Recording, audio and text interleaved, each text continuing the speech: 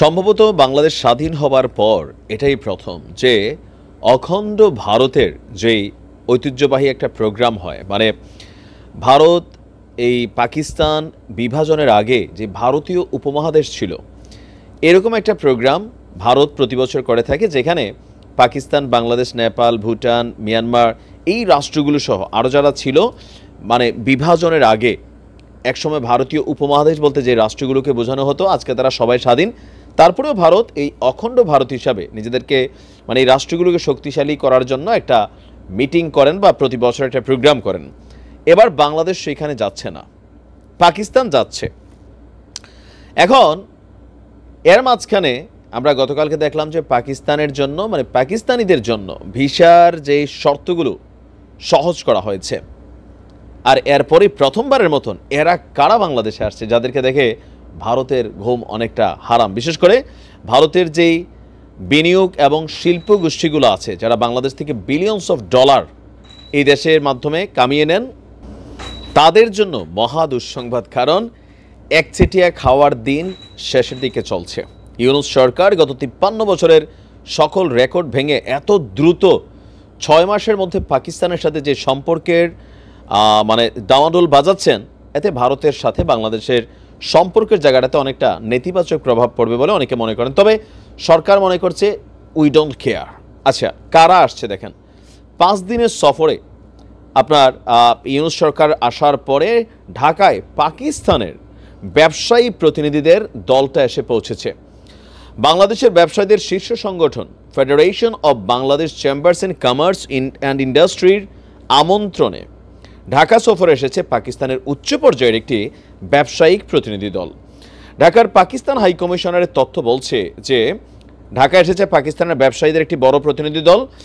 আর তারা আপনার এখানে প্রায় 30 সদস্য, মানে 30 জন, যারা Pakistan chamber of commerce and industry, বুঝুন তো, chamber of commerce and industry হচ্ছে পৃথিবীর প্রত্যেকটি দেশে আছে। তারা ওই দেশের ব্যবসা বাণিজ্য সহ বৈদেশিক বিনিয়োগ প্লাস পাশাপাশি মানে অন্যান্য দেশের সাথে ব্যবসা বাণিজ্য, আমদানি রপ্তানি, ওই দেশের সরকারের সাথে কমিউনিকেশন, এই কোম্পানিগুলোর মাধ্যমে হয়ে থাকে, মানে এই সেকশনটার মাধ্যমে। তো পাকিস্তানের সেই সেকশনটাই বাংলাদেশে আসছেন 30 জন সদস্য। তারা 5 দিন আপনার ঢাকাতে থাকবেন। আর নেতৃত্বে আছেন এফপিসিসিআই এর সভাপতি আতিফ ইকরাম শেখ।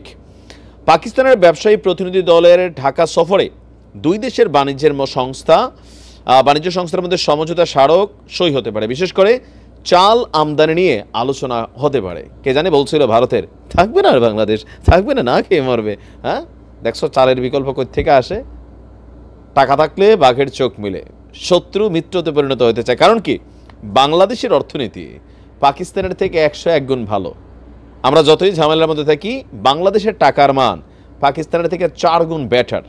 সম্ভবত এখনও পাকিস্তানে $1 মনে হয় 400-র কাছাকাছি পাকিস্তানি টাকায়। আচ্ছা, তো বলা হচ্ছে যে এই সফরকালে প্রধান উপদেষ্টা ডক্টর মোহাম্মদ ইউনূস, বাংলাদেশ বিনিয়োগ উন্নয়ন কর্তৃপক্ষের চেয়ারম্যান চৌধুরী আশিক মাহমুদ বিন হারুন এবং রপ্তানি উন্নয়ন ব্যুরোর ভাইস চেয়ারম্যান আনোয়ার হোসেনের সঙ্গে সাক্ষাৎ করবে এই প্রতিনিধি দলটি, দুই দেশের মধ্যে ব্যবসা বাণিজ্য, লেনদেন, আরও অনেক কিছু বৃহৎ আকারে করার জন্য। কারণ ব্যবসায়ীদের জন্য এটা হচ্ছে ভাই মৌসুম।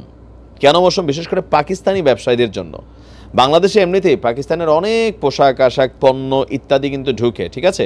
তো এতদিন এটা একটা লিমিটেশনে ছিল দুই দেশের মধ্যে আভ্যন্তরীণ দ্বন্দ্বের কারণে। তবে এখন পর্যন্ত পাকিস্তান আনুষ্ঠানিকভাবে ক্ষমা না চাইলেও পাকিস্তানি ব্যবসায়ীদের জন্য অনেকটা পজিটিভ পরিবেশ তৈরি করে দিচ্ছে ডক্টর ইউনূসের এই সরকার। আর অপরদিকে ভারত যত দিন যাচ্ছে বিষয়গুলোতে তারা হয়তো হতাশ হচ্ছে। আর কোথাও না কোথাও ভারতের মুখের উপরে যে তোমাদের এই প্রোগ্রামে আমরা যাব না, এটাতে ডক্টর ইউনূস একটা মেসেজ সৃষ্টি করেছেন। এখন সেই মেসেজের মাহাত্ম্যটা ভারত কতটুকু বুঝতে পারছে সেটা জানি না, তবে যারা বোঝার তারা কিন্তু বুঝতে পারছে। দেখা যাক কি হয় আরও আগামী দীর্ঘ 1 থেকে 1.5 বছরে। ভালো থাকুন।